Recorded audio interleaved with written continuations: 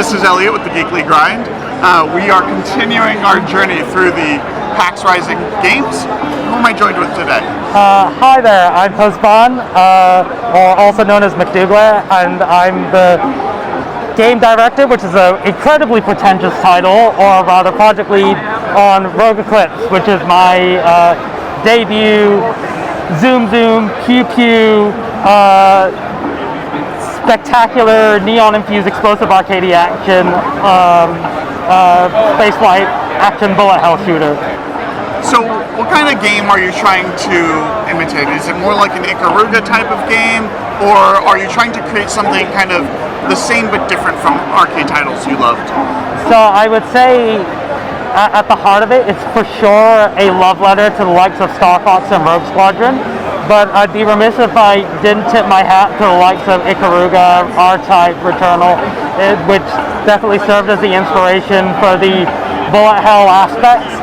This primarily came from, I was surprised it was a fusion that hasn't really been tried before, and I really wanted to see how ridiculous we could actually push spaceflight shooting, basically, seeing like, taking that really responsive arcadey flight controls, but then seeing what happens when you pair that up with like enemies that can fire hundreds or even thousands of bullets at you. Was it hard to create kind of a bullet hell in 3D? And was it hard to create it so that the controls felt fluid enough that you feel free to dodge all of these attacks? It certainly was initially tricky for sure, but I think it was more about, rather than taking literally what was done in those games, but rather look at the essence of I refer to it as an emotional essence. So it's just like, how does the player feel? And it's more about the intensity and the fast and frenetic, and making sure the player has those responsive controls and pairing them up with the right build and the right weapons, or rather they find something that suits their playstyle. So then that way, that counteracts kind of the intense array and flurry of bullets that are, or missiles that are constantly hitting the player. The other thing that I really focused on was making sure, and I have to give a credit to my amazing art team as well, to help figure out this really kind of clean set of visuals to ensure that basically, to ensure players don't get caught out by, but basically they can look at everything, they can look at the screen and immediately orient themselves around everything that's going on. So you mentioned builds and different play styles. Yeah. What kinds of weapons or upgrades do you have in this game? Sure, so we have what I refer to as an evolving roguelike structure. So part of that is, and I say roguelike because for sure you get temporary upgrades along the way, but then like you will lose those if you die, but we don't let the player get away completely empty-handed. So they unlock new starfighters, new components and things like that. So it's more about tuning their starfighter to suit their playstyle. So for example, if you choose like an interceptor in our game, you're effectively asking for the glass cannon build, but you maximize the afterburner upgrades on an interceptor in our game. You'll be zipping around across our map at a ridiculous speed and outmaneuvering your enemies in a ridiculous manner. So that's one way that we do it, and then the other manner is we do have different weapons that suit different playstyles. So like, you know, you have your classic missiles and walk-on missiles and things like that.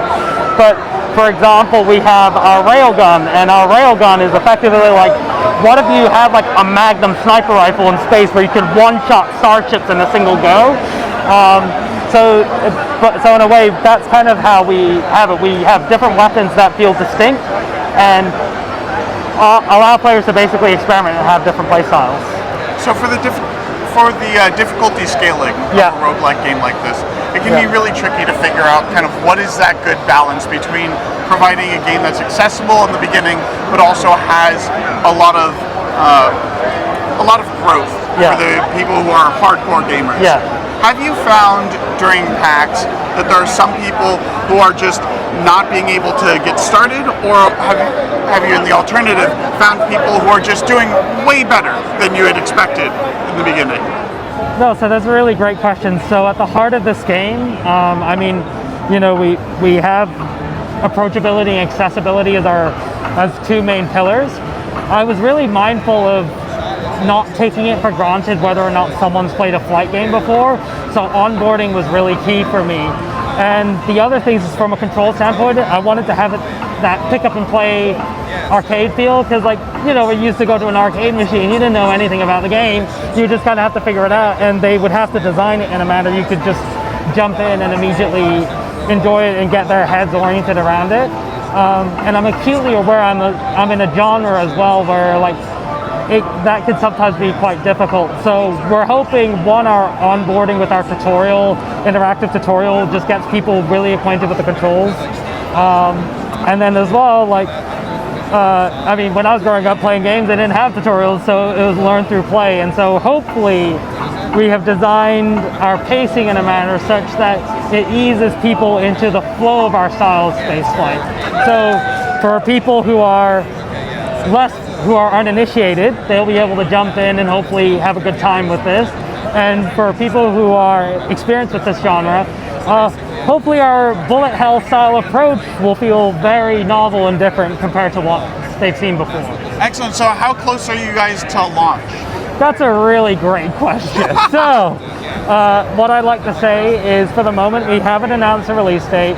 We have our Steam demo. With that being said, our PAX demo is actually exclusive to here, including our manuals, where once upon a time you used to buy a game and actually get one of these. But for the moment, we're keeping tight-lipped on the release date, mostly because just not to be in a situation where I'm like, oh, it's going to come out then, and then, I don't know, it's like 5-6 years later, and it's just like, whatever happened to that game? So I just want to make sure it's a complete experience and players have something they can really enjoy, and that's something that the team can be really proud of. Well, you've got a Steam page up then? Yes, that's right. All right, remember, wishlist the game, and we'll be excited to play it when it comes out. Thank you so much. I really appreciate it. Thank you so much for your time. Thank you.